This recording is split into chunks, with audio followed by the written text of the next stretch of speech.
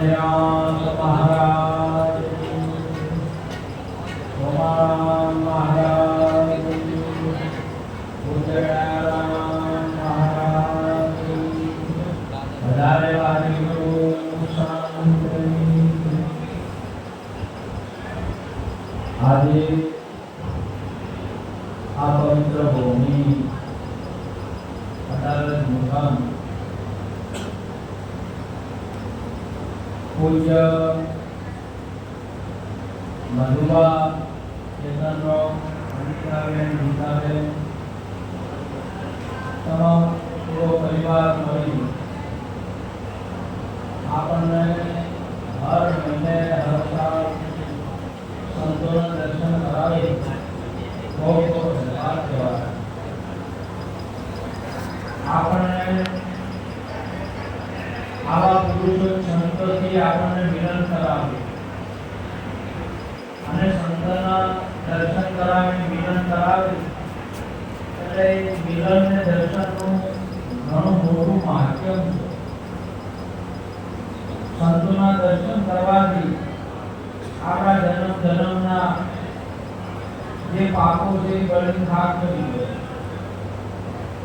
સંતોની સેવાથી આપણા જીવનની અંદરમાં પવિત્રતા આવે.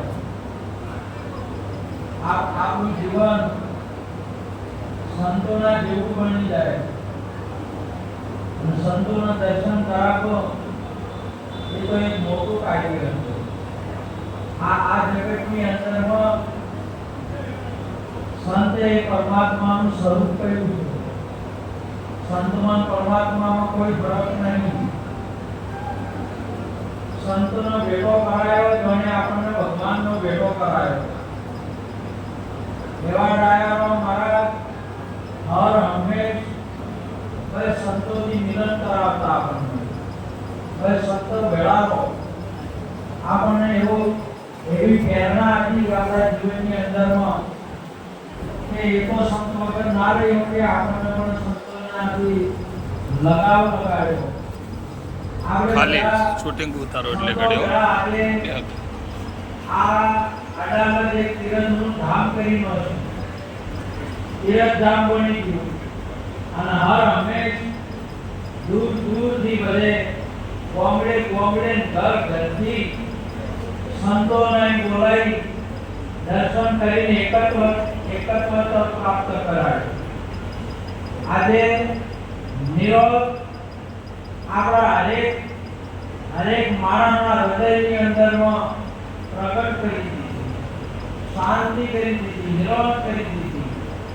એવો મહાન કાર્ય આ બ્રહ્મ દયારામ મહારાજના રૂપે પ્રગટ થઈ આપણને આ મહિમાની અંદરમાં ઘેર્યા. આવો મહિમા ખરેખર યુગે કોઈ મહાપુરુષો પ્રગટ થતા હોય છે.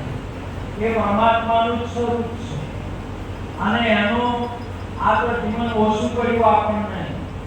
આજે આવા પુરુષો હંમેશને વધારે હોય આવું એમ આપણને વધારે એવું આપણને લાગે એવું થાય.